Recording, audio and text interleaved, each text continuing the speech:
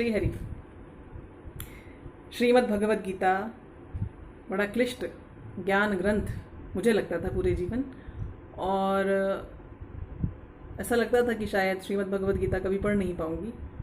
फिर ये प्रश्न मेरे मन में आया कि जिसे ईश्वर कहते हैं, because I have told you about the journey of my life. एक ही चीज़ थी जो मुझे चला रही थी, और वो थी आस्था, ये विश्वास कि कोई है जो ये सब कुछ जानता है और जिसे मुझसे कुछ सरोकार है, मुझसे कुछ लेना देना है, somebody who really cares about me। तो ये जो क्वेस्ट थी through the pain of my life कि भाई वो है कौन, वो है कैसा। फिर श्रीमद् भगवद गीता जब मेरे सामने आई, श्री कृष्ण को समझने का अवसर मिला, तो फिर जीवन की जो कहानी थी, जीवन की जो गाड़ी थी, उसका डायरेक्शन बदल गया। अब जिन कारणों से मैंने श्रीमद् भगवद गीता को आपके साथ बांटने का ये जो वेंचर स्टार्ट किया है, मैं पहले ही आपको बता चुकी हूँ। जो कुछ भी मेरे जीवन की शिक्षाएं हैं उन सबको आपके साथ श्रीमद् भगवद गीता के आधार पर मैं बांटना चाहती हूँ। अब श्रीमद् भगवद गीता जब श्री कृष्ण बोलेंगे, बस वो थोड़ी देर बाद शुरू होगा, लेकिन उससे पहले जो इसकी भूमिका बन रही है, जो प्रस्तावना तैयार हो रही है, ये उस स्थान पर हमें लेकर जाएगी जहाँ पर वो अवसर आएगा कि श्री कृष्ण अपनी श्रीमद् भगवद गीता अर्जुन को सुनाएंगे।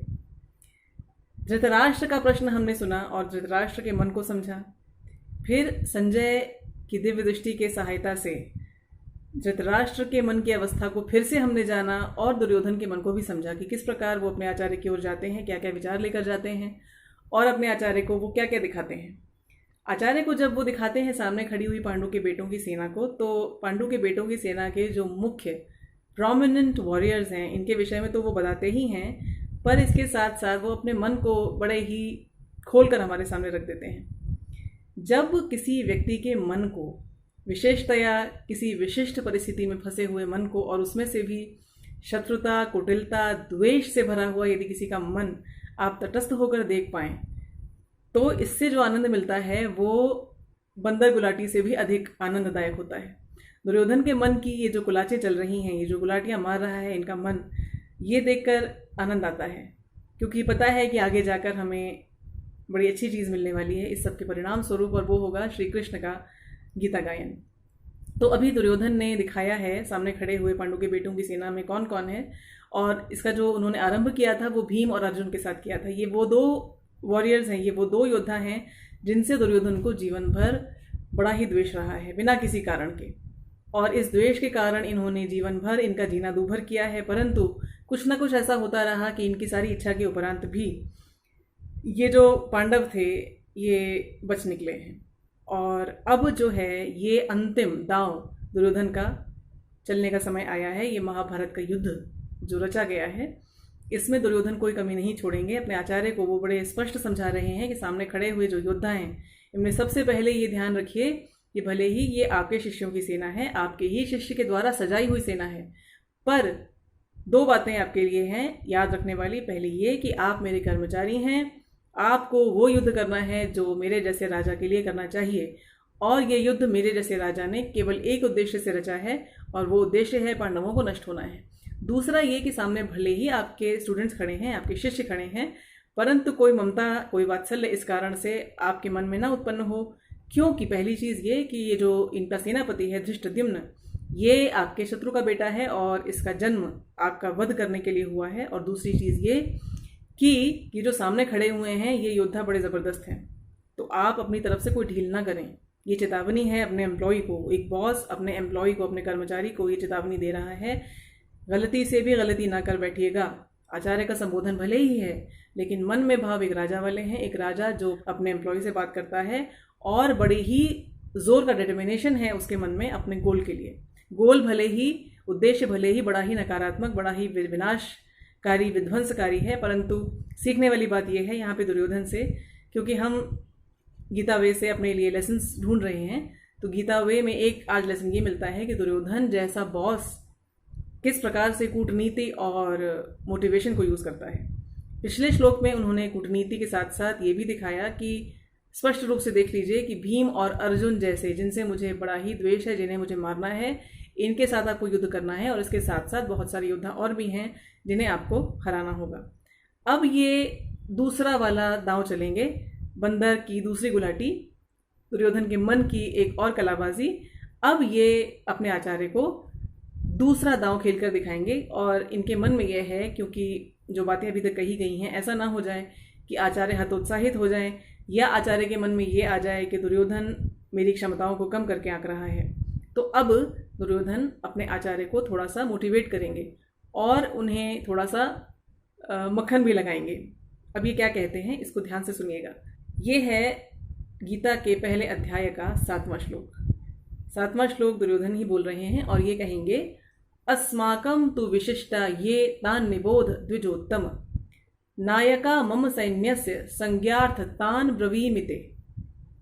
अस्माकं अर्थात हमारे, आव, तु अर्थात तो, विशिष्टा अर्थात विशिष्ट का बहुवचन, the prominent ones, the special ones, ये अर्थात जो, हु, तान अर्थात उन्हें, देम, निबोध अर्थात ध्यान से जानिए, इनका संज्ञान लीजिए, द्विजोत्तम।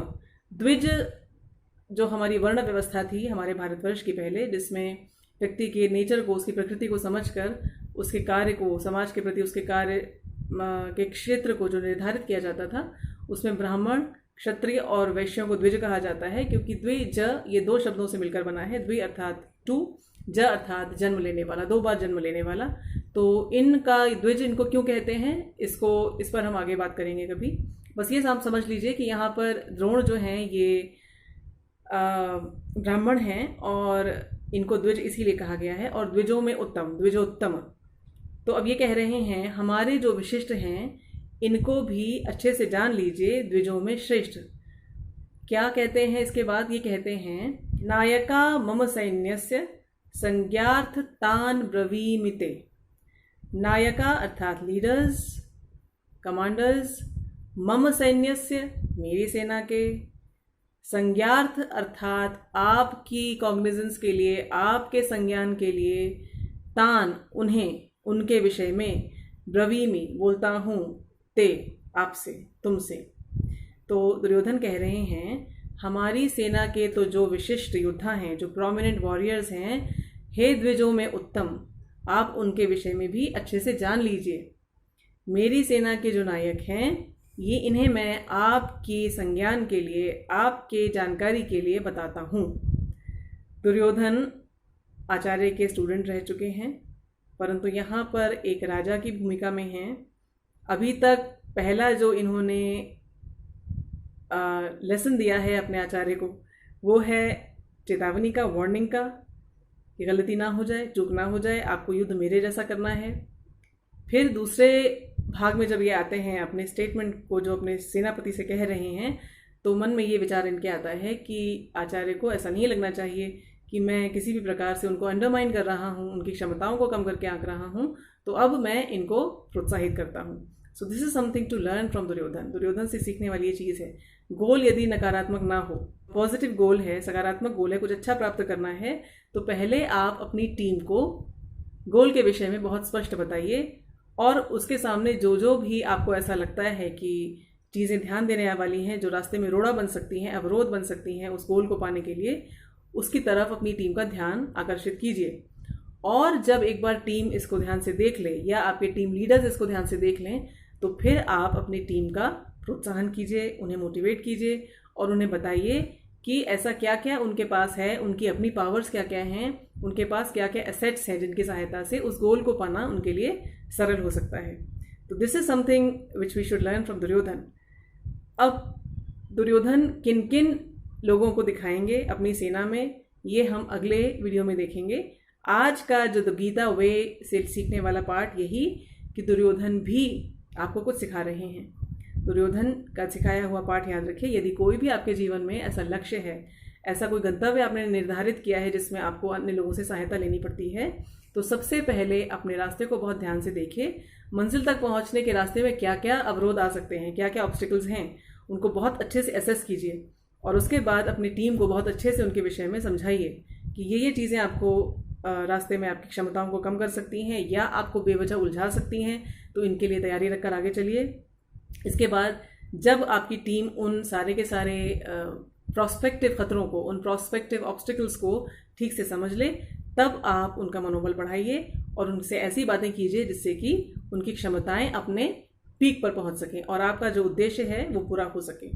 ये अलग बात है कि दुर्योधन का उद्देश्य पूरा नहीं हो सका। महाभारत के युद्ध में उन्हें बड़ी बुरी तरह की हार झेलनी पड़ी, अपने प्राणों से भी हाथ धोना पड़ा। पर उस कथा को हम यहाँ नहीं उठाते क्योंकि हम तो सिर्फ सीखने के लिए आए हैं। तो आज का लेसन आई होप आपको समझ में आया होगा। इसे अपने जीवन में अवश्य उतारिएगा।